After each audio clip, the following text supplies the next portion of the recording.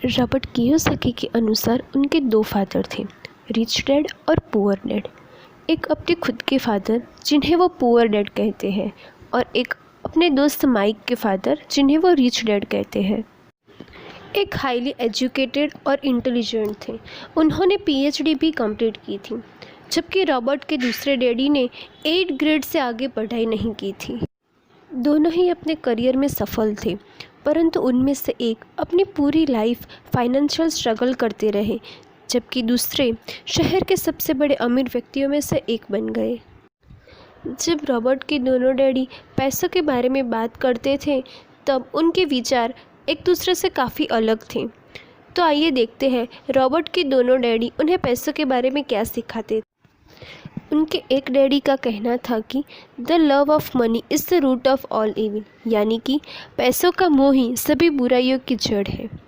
जबकि उनके दूसरे डैडी, जिन्हें रॉबर्ट रिच डैड कहते थे, उनका कहना था कि the lack of money is the root of all evil, यानी कि पैसों की कमी ही सभी बुराइयों की जड़ है। रॉबर्ट के एक डैडी की यह कहने की आदत थी कि आई कांट अफोर्ड दिस, मैं इसे नहीं खरीद सकता, जबकि दूसरे डैडी इन शब्दों के इस्तेमाल से चिढ़ते थे। वो हमेशा कहते थे how can I afford this, मैं इसे कैसे खरीद सकता हूँ। पहला वाक्य नकारात्मक है और दूसरा प्रश्नवाचक। एक में बात खत्म हो जाती है और दूसरे में आप सोचने के लिए मजबूर हो जाते हैं। रिच डैड का मानना था कि जब हम यह कहते हैं कि मैं इसे नहीं खरीद सकता, तो हमारा दिमाग काम करना बंद कर देता है, और जब हम यह पूछते हैं कि मैं इसे कैसे खरीद सकता हूँ, तो हमारा दिमाग काम करना शुरू करता है। मैं इसे नहीं खरीद सकता कहना दिमागी आलस की पहचान है, और आलस से हेल्थ और वेल्थ दोनों का नुकसान होता है।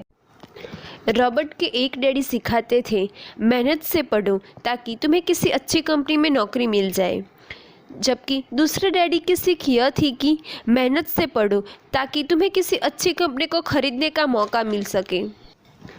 एक डैडी उन्हें जॉब के लिए अच्छा रिज्यूमे बनाना सिखाते थे, जबकि उनके दूसरे daddy business and financial plan कैसे बनाते हैं वो सिखाते थे। रॉबर्ट ने अपने दोनों डैडी को अपनी अपनी सोच के साथ आगे बढ़ते देखा।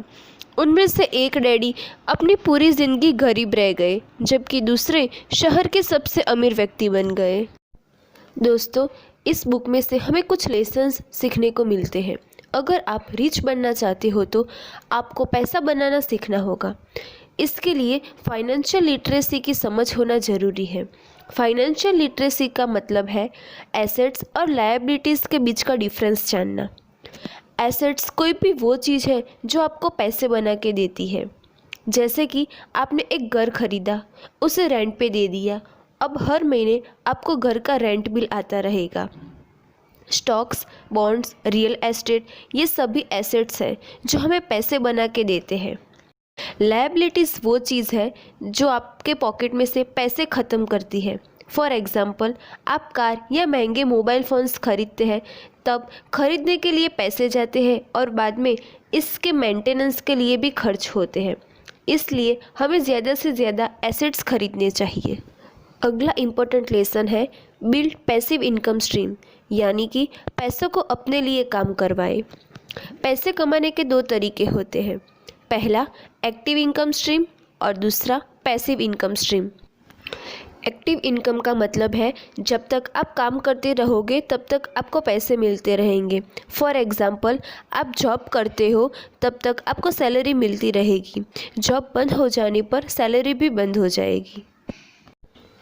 जबकि पैसिव इनकम में आप एक ऐसी सिस्टम बिल्ड करते हो जिसमें आपको पहले काम करना पड़ता है, लेकिन बाद में रेगुलरली काम ना करने पर भी पैसे आते रहते हैं। फॉर एग्ज़ाम्पल, वेबसाइट और ऐप बनाने के बाद उसमें रेगुलरली काम ना करने पर भी उससे इनकम जनरेट होती रहती है। तो ये थी रॉबर्ट कियोसाकी की book rich dad poor dad की समरी। अगर आपको ये वीडियो पसंद आया हो तो लाइक एंड कमेंट ज़रूर करें और चैनल को सब्सक्राइब करके बेल आइकन को प्रेस करना ना भूलें, ताकि आगे की वीडियो सबसे पहले आप देख सकें। Thanks for watching.